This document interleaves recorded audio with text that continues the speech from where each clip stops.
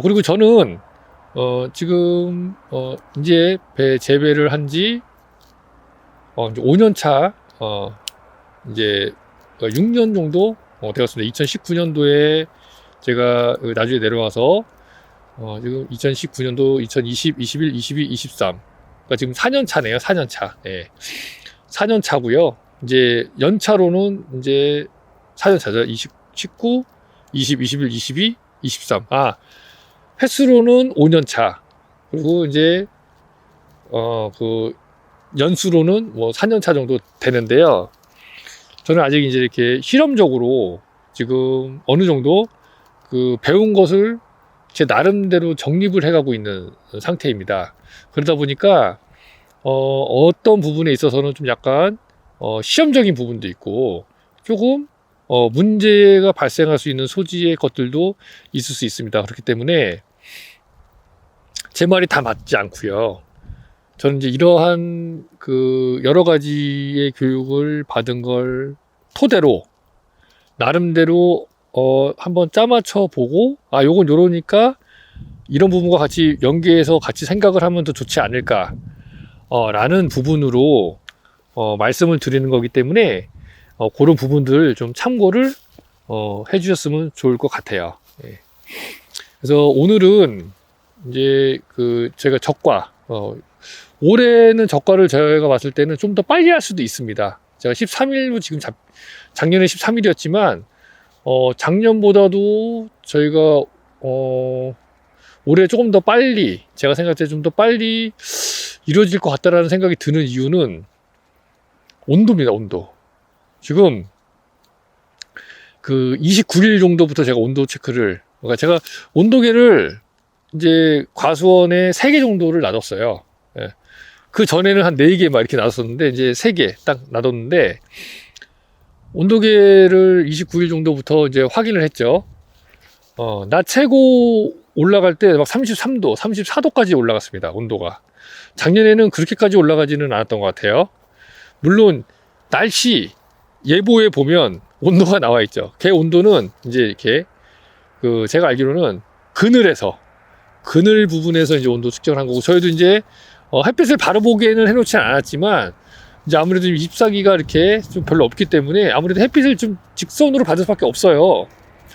그거는 곧 내가 지금 해를 받는 거랑 똑같은 거거든요. 지금 내가 지금 이 가온에 나와서 해를 받는 거랑 똑같아요.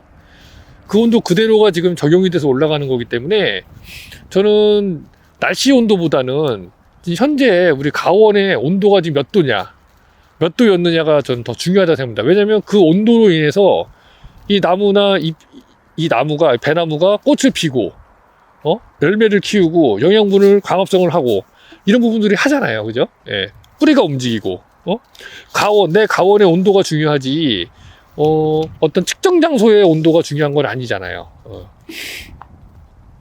그래서 이제 온도를 제가 파악했을 때 39 년다 29, 30, 31일, 1일 정도? 1일인가? 하여간 4일 정도가 계속 32, 3도가 넘어갔어요. 온도가. 그러니까 그 얘기는 뭐냐면 이제 막 개화를 하는 시기 그 시기가 굉장히 급작스럽게 개화가 돼버리고 만개가 돼버리는 상황을 초래하게 됐던 거죠. 그 3, 4일 동안의 온도가. 저는 그렇게 생각을 하거든요. 그래서 올해 그 만개가 된 것도 굉장히 빨랐고 그리고 만개 이후에 지금도 온도가 아까 전에 확인해 보니까 거의 한 28도, 29도까지 올라가는 것 같더라고요. 어제까지 어제 아침, 오늘 아침까지는 조금 쌀쌀했지만 영하까지는 어제는 영하까지 떨어졌고 오늘은 0도 수준에서 머물렀어요. 영하까지는 안 내려갔고요. 저희 가원의 경우 온도계 확인해 보니까 어제 같은 경우에 어제 오전 새벽에 4시 반쯤에 일어나서 제가 온도계를 확인해 보니까 영하 0.6도, 0.5도 막 이렇게 떨어져 있더라고요. 위쪽은 그래도 한 0.1도, 2도 정도, 저 아래쪽은 0.5도, 6도, 영하 0.7도까지 내려갔습니다. 그래서 제가 4시 반쯤 나와가지고 관수를 했습니다. 관수를 하는 이유는 뭐냐? 저희는 지하수를 그대로 뽑아서 바로 관정에서 뽑아서 바로 다이렉트로 점적 관수로 물을 주고 있습니다. 그러면 지하수의 온도가 보통 한 12도에서 14도 정도 된다고 하더라고요. 근데 그 온도가 그대로 다 전달될 수는 없고요. 저희 관을 통해서 이렇게 지나가죠. 관을 통해서 지나가면서 온도를 뺏긴다고 합니다. 그러면 실질적으로 이제 여기 관수가 되는 물은 한 5도나 6도, 이 정도의 온도의 물이 이제 나온다고 하더라고요. 그러면 지금 외부의 온도가 0도였고, 지금 관수된 물의 온도가 5도라고 하면 5도 정도의 차이가 나는 거죠.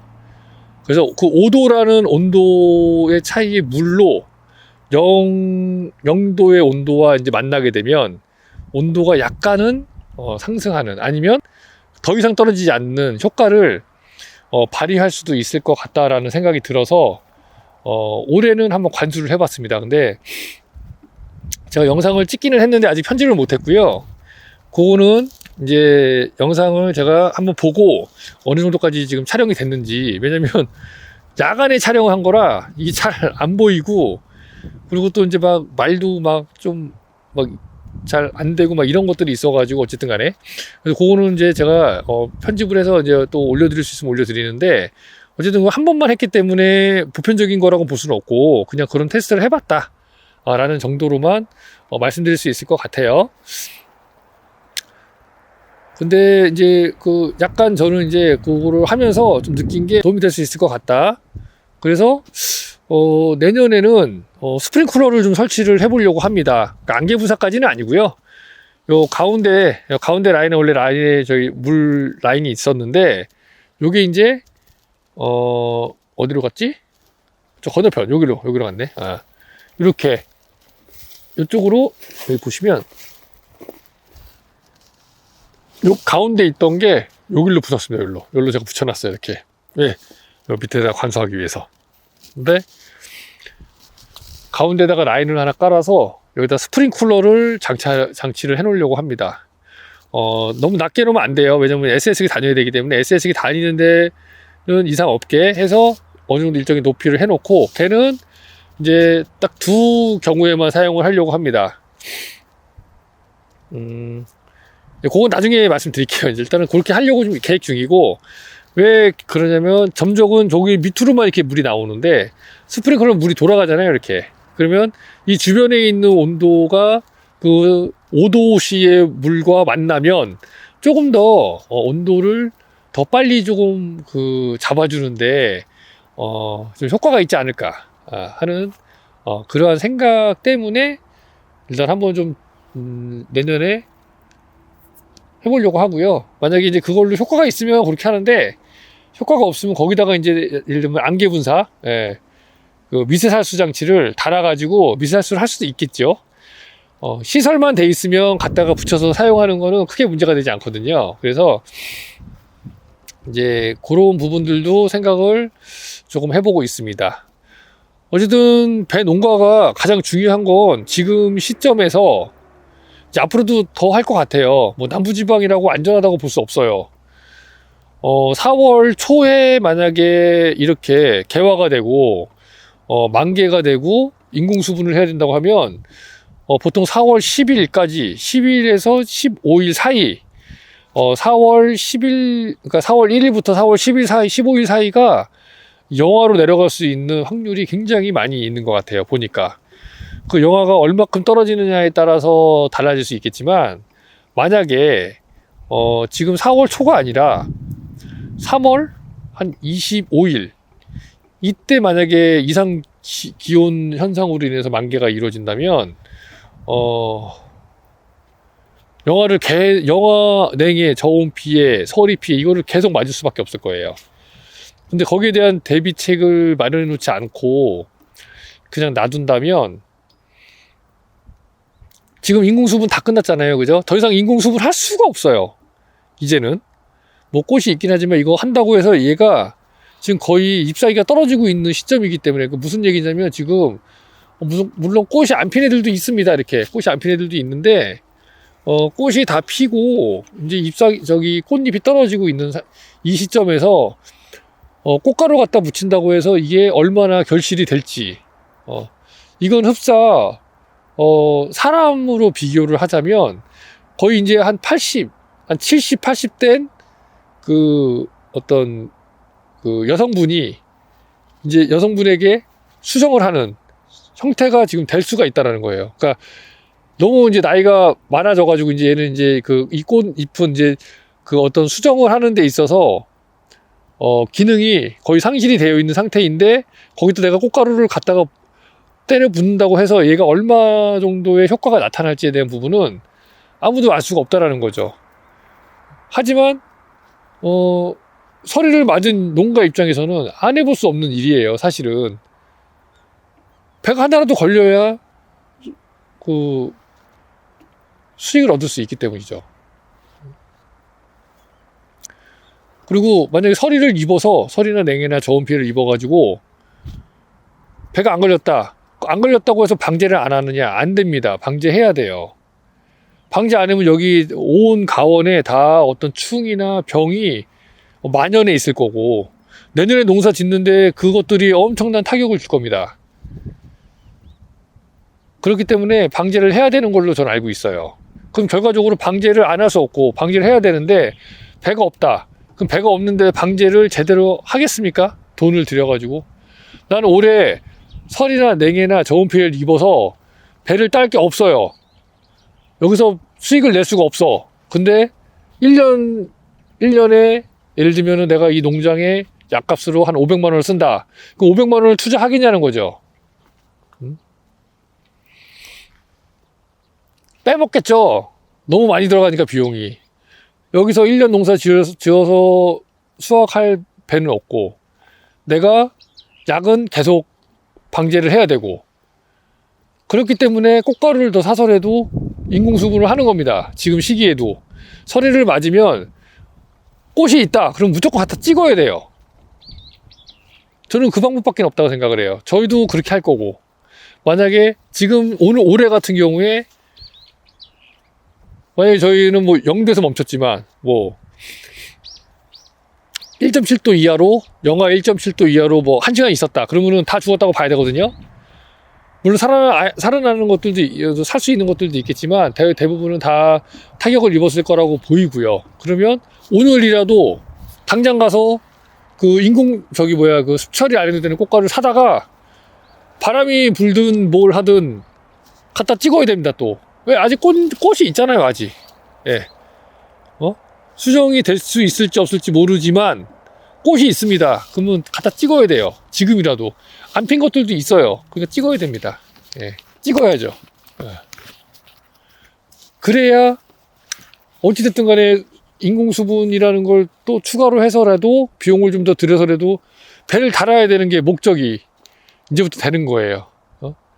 저가가 중요한 게 아니고 배를 달아야 되는 게 목적이 되는 겁니다. 이제 그때부터는 목적 방향성이 달라져요. 이게 다 연관이 저는 돼 있다고 보거든요. 그래서 뭐 연소법, 송풍법, 그다음에 미세살수법 이렇게 뭐 3가지로 설이나 냉해 뭐 이렇게 저온 피해 관련돼서 이제 그 어떤 방지 대책이라고 있는데 그 어떤 걸 선택하던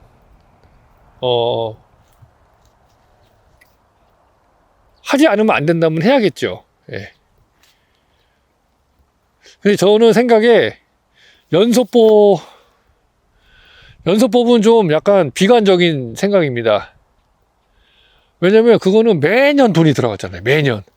앞으로 내가 여기서 농사를 10년 동안 짓는다, 20년 동안 짓는다, 30년 동안 짓는다. 그럼 30년 동안 서리가 있거나 냉해가 있거나 저온피가 있을 때마다 계속해서 한 번이든 두 번이든 세 번이든 네 번이든 사다가 내 가원에다 깔아놓고 불 지펴서 온도를 좀 상승시켜가지고 배를 살려야 돼요.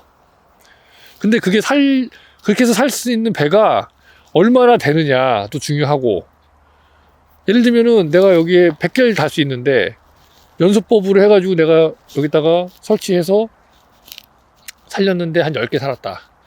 그러면 돈은 돈대로 들고 배는 배대로 많이 생산을 못하게 되는 그런 상황이 발생할 수가 있지 않을까.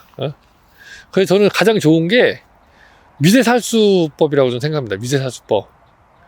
영하로 떨어지기 전에 스프링클러 미세 안개 분사로 해서 이런 꽃이나 이런 데를 다 적셔주는 겁니다. 계속해서. 그래갖고 영하로 떨어짐으로 인해서 꽃을 얼립니다. 얼리면 미세 온도가 발생이 돼서 그 안에 있는 꽃은 살아나게 되고요. 어쨌든 우리가 영하 1.7도 이하로만 안 떨어지면 되거든요. 얼음이 얼면서 물이 계속 묻음으로 인해서 얼음이 계속 얼 거고, 그래서 안에 있는 꽃은 살릴 수가 있다. 그리고 낮에 온도가 올라가면 얼음이 녹아서 그 꽃은 이제 안전하게 얼음 보호막 안에서 이제 죽지 않고 살아날 확률이 훨씬 더 높다. 근데 이제 여기에는 그 물량이 중요합니다. 예를 들면 미세살수법 같은 경우에는 물량이 굉장히 중요한데 물이 끊어지면 안 돼요, 중간에. 최대한 얼음을 많이 만들 수 있게 물이 충분히 관수가 돼야 되고, 저는 생각했을 때 물을 한 5시간 정도, 최대 5시간 정도는 계속해서 물을 줄 수 있는 형태의 물량이 돼야 충분히 효과를 저는 볼 수 있다고 생각을 하고요. 이건 제가 테스트 해본 건 아니고요. 제가 이제 봤습니다. 여러 영상이나 뭐 이런 걸 봤는데 저한테 가장 땡기더라고요. 그게 미세살수법이. 그리고 미세살수법은 한 번만 내가 비용을 들여놓으면 10년 쓰면 됩니다. 20년 쓰고 30년 쓸 수 있어요. 그죠? 특별하게 문제가 생기지 않는다면. 매년 비용이 추가 비용이 들어가는 게 아니에요. 물론 이제 고장나면 고장난 것만 이제 별도로 수리하면서 써야겠지만, 그게 아니라면 이제 그런 부분들이 저는 더 이제 낫다고 생각을 하고, 단지 이제 물량을 확보하는 게 중요하다. 그래서 물량 확보가 어려운 가원 같은 경우에는 물탱크를 한 3개, 4개 준비하는 겁니다. 1톤짜리, 2톤짜리. 미리 준비해서 설이 오기 전에 이 우리가 그 개화 시기 이때 물량을 충분히 준비해 놨다가 혹시라도 서리가 오면 그때 과감하게 물을 분사해 주는 거죠. 그러면 조금 더 어떤 수익적인 부분에서 수량을 챙길 수 있지 않을까 하는 생각이 듭니다. 저는 이게 개인적인 생각이에요. 저도 그래서 연소법이나 송풍법은 또 문제가 뭐냐, 송풍법은 높게 설치를 해야 한다고 하더라고요. 이 팬을. 그래서 저 위에 있는 높은 저희가 이제 알겠지만 온도가 높으면, 그러니까 따뜻한 공기는 위로 가고 차가운 공기 아래 내려오잖아요. 그럼 아래 차가운 공기가 있으니까 위에 있는 따뜻한 공기를 아래로 쏴주는 겁니다. 송풍법이라는 건. 아래로 쏴주면 아래에 있는 차가운 공기가 밀려 나가서 위에 있는 따뜻한 공기랑 이제 순환을 해서 이 아래의 차가운 공기를 따뜻한 공기로 바꿔준다. 이게 송풍법의 원리거든요. 근데 이렇게 하려면 최소 10m 이상은 설치를 해야, 그 높은 데에서 이게 내려와야 공기가 어느 정도 효과가 있고, 그 다음 또 10m 이상이면은, 예를 들면은 바람의 세기도 엄청 커야겠죠. 비용이 엄청 많이 들어요. 시설 설치 비용이 엄청 많이 좀 들어가는 걸로 알고 있어요. 그래서 보통 이제 설치되어 있는 거 보면은 뭐 한 3m, 2m 이제 설치해 놨거든요. 근데 가끔 가다가 보면은 있어요. 그런 송풍법이라고 해가지고 이제 그걸 설치해 놓은 농가를 간혹 보게 되는데, 그렇게 해가지고는 저는 효과가 거의 없다. 돈은 돈대로 들고 효과는 미비하다. 확실하게 효과를 보려면 최소 영하 뭐 한 3도, 4도까지 떨어지더라도 위에 있는 따뜻한 공기를 아래로 충분히 밀어줄 수 있어서 여기 안에 설이나 냉해가 머물지 않고 다른 곳으로 흘러갈 수 있게 해줘야지만이 효과가 있지, 그렇지 않다면은 결국에는 그것도 효과가 없다. 그게 만약에 된다면은, 그게 비용이 적게 들고 한다면 그거 좋죠. 근데 그것도 문제가 뭐냐, 만약에 바람이 많이 분다 그러면은 또 그 프로펠러의 힘이 여기까지 내려와야 되는데 바람이 일로 안 내려오고 자꾸 옆으로 밀려버리면 또 의미가 없게 되는 거니까, 이제 그런 부분들 여러 가지가 하여간 조금 이제 농사를 지으면서, 이 배농사라는 걸 지으면서 설이나 냉해나 저온 피해에 관련돼서 생각을 좀 많이 해야 되는 부분이 있는 것 같아요. 예. 자, 여러 가지를 많이 말씀을 드렸는데 결론은 이제 그겁니다. 저가를 빨리 하는 게 이득이다. 결과적으로. 예. 그리고 설이나 냉해나 동해를 안 받기 위해서 우리가 뭔가를 준비를 해야 된다면 생각을 미리 좀 해야 될 것 같다. 예. 중부지방이나 그 위쪽 지방 분들은 매년 이 부분 때문에 굉장히 고초를 겪는 걸로 알고 있는데, 일단은 오늘은 여기까지만 말씀드리도록 하겠습니다. 네, 어쩌다 아동부였습니다. 감사합니다. 밥 먹고 고접을 오늘 해야겠구나. 고접을 좀 해야 되는데 오늘 100개는 해야 되는데 100개 할 수 있을까 모르겠네.